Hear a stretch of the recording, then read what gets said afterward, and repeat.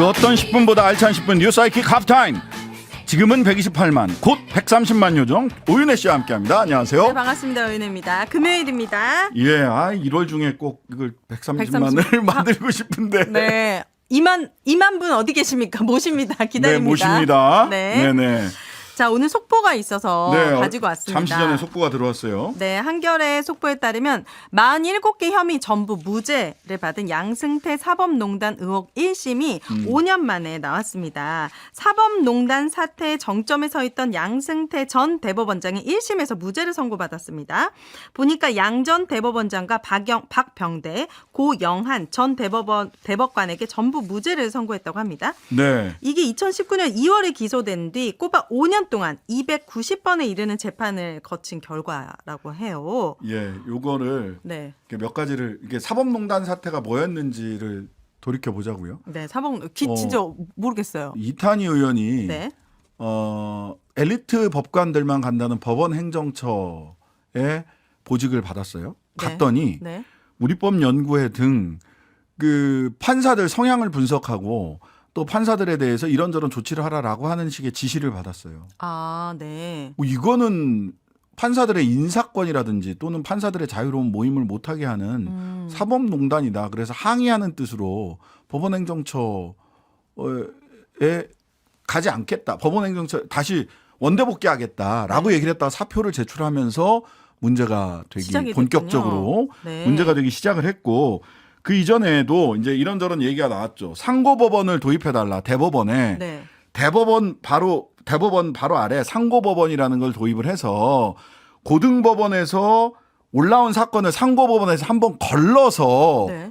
이렇게 가자, 대법원으로 가자라고 얘기를 하면서 대법원 인원을 다 확대해 달라고 하는 거예요. 그러니까 대법관들 숫자를 사실상 늘리는 방식으로 가자라고 하는 요구를 하면서 네. 그거는 국회에서 법을 바꿔야 되잖아요. 네. 그러니까 여당 쪽에 당시 박근혜 정권에게 말하자면 그 재판 거래를 하게 됩니다. 전교조 법외노조 통보 처분 사건, 국가정보원 대선 개입 사건, 그 다음에 일제강점기 강제동원 피해자 손배 청구 소송 사건. 그러니까 최근에 계속 1억 원씩 전부 다 배상해라 하고 연속해서 판결 나오는 거. 네. 이거를 계속 뒤로 미루거나 또는 이거를 시간을 끌거나 또는 이거를 가지고 제대로 이게 당시 박근혜 정부가 원하던 대로 손배 청구를 네. 기각시켜 주는 쪽으로 네.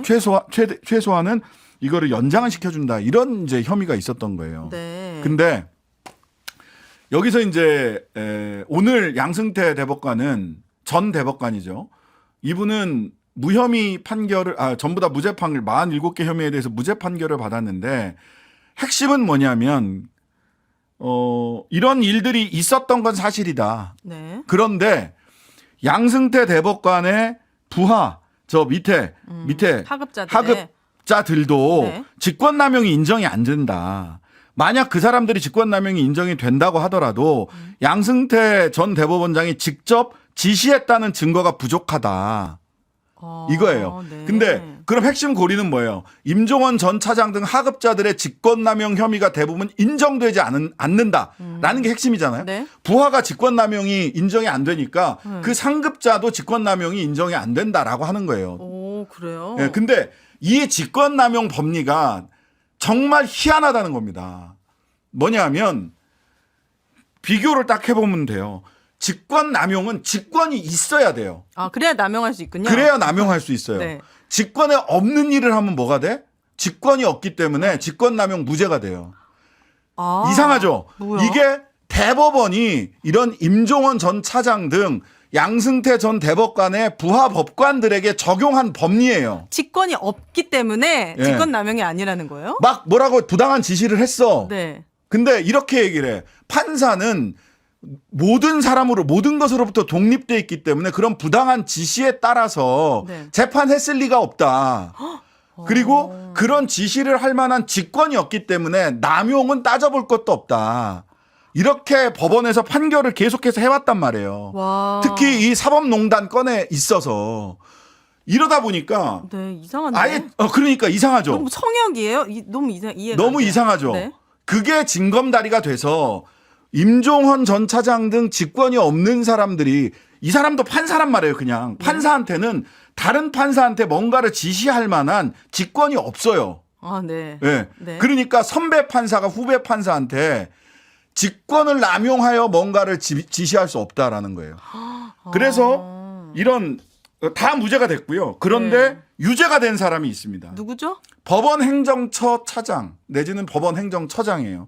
법원 행정처장은 법원 행정처장으로서 판사에게 몇 가지를 지시하거나 할 수 있는 권한이 있어요. 네. 법원 행정처니까 당신 행정 업무를 이렇게 저렇게 해. 네. 그러니까 법원 행정처의 법원 행정처의 보직을 가지고 있는 판사가 재판하는 판사한테 이렇게 저렇게 뭐라고 했던 거는 네. 직권남용으로 유죄가 나온 게 일부 있어요. 아. 따라서 대체로 지금 법원이 형성한 건 뭐냐면 판사는 독립적이기 때문에 선배 판사가 보직이 없는 선배 판사가 후배 판사한테 대법관은 보직이 아니에요. 아, 대법관은 그냥 신분이에요. 신분. 아, 네. 예.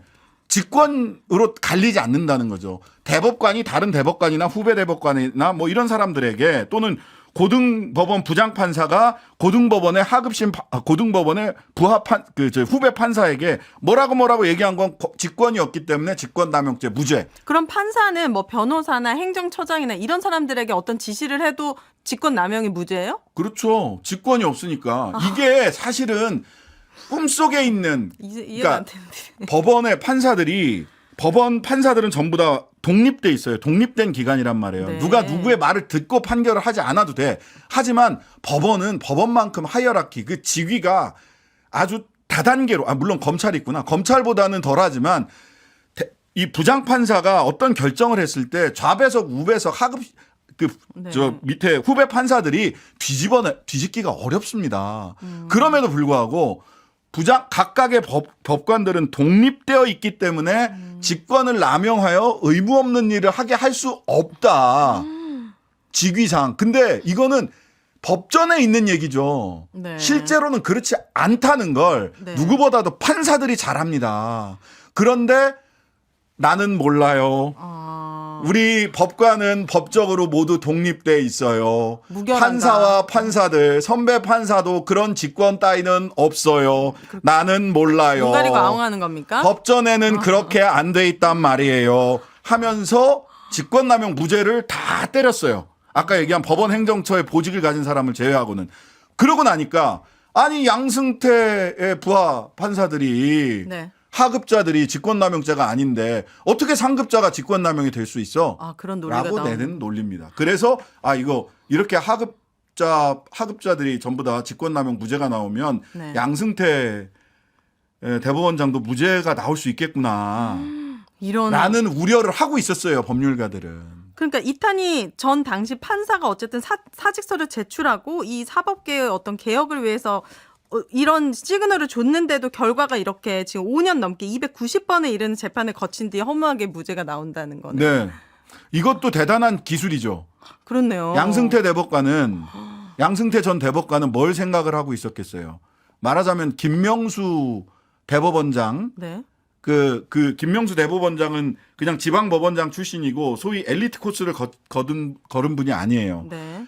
김명수 대법원장이 물러나고 새로운 엘리트 코스 대법원장이 네. 엘리트 코스를 거둔 대법원장이 왔을 때 판결을 받고 싶었을 거예요. 그러니까 5년간 1심이 진행된 거예요. 형사 재판이. 네. 사실은 말이 안 되거든요. 그렇군요. 사실은 말이 안 되는데 온갖 법기술을 다 동원을 해서 5년을 재판을 끈 겁니다. 그것 자체가 직권남용 아니에요? 이 사람이 판사를 했기 때문에 법기술입니다. 법기술. 네, 가능한 일인 거죠. 법기술. 아, 너무 당황스럽습니다. 이렇게 처벌할 기회가 없으니 반성할 기회도 없을 것이고. 당연하죠. 이런 분들이 권력이 이렇게 부패하지 않을 이유가 없는 거네요. 근데 그 검찰에서 뭐 면밀히 검토하여 네. 항소 여부를 결정하겠다. 이것도 저는 껄쩍지근합니다. 보통 이렇게 공을 들이고 이렇게 큰 사건에서 딱 나오면 보통은 항소를 하겠다라는 얘기가 일성이 보통 나오거든요. 네. 근데 면밀히 검토하여 항소 여부를 결정하겠다. 네. 이것도 껄쩍지근합니다. 이거 뭐 끝까지, 서로 네, 뭐 그러고 있는 거 지켜보도록 아닌가. 하겠습니다. 예. 자, 어제 국회에서 중대재해처벌법 대상을 확대를 유예하는 법안이 처리되지 않았습니다. 관련해서 윤 대통령의 입장이 오늘 나왔는데 중소기업의 어려움과 민생 경제를 도외시한 야당의 무책임한 행위에 강력한 유감을 표명한다. 그리고 관련 부처에 중대재해처벌법 시행에 따른 산업 현장의 혼란과 부작용을 최소화하라. 어떻게 이 대상을 확대하는 게 야당의 무책임한 행위인지, 그리고 동네 빵집 사장도 이 언론도 그렇고 이 중대재해 처벌이 확대되면은 처벌 대상이 된다라고 얘기하고 있어요. 이게 맞습니까? 네. 이거 5인 이상 50인 미만 사업장에 적용되는 거고요. 네, 5인 동네 빵집에서 중대재해, 네. 심각한 재해가 네. 발생할 확률은요. 3.3% 전체 재해 중에 중대재해 중에 이것밖에 안 됩니다. 공포를 과장하지 않았으면 좋겠다. 그래야 제대로 된 대책이 나온다라는 알겠습니다. 말씀드립니다. 3부에서는 이상민 양절의 신스틸러 준비되어 있습니다. 하프타임 여기까지 할게요. 감사합니다. 하루 종일 기다려지는 진짜 시사. 평일 저녁 6시 5분 신장식의 뉴스 하이킥.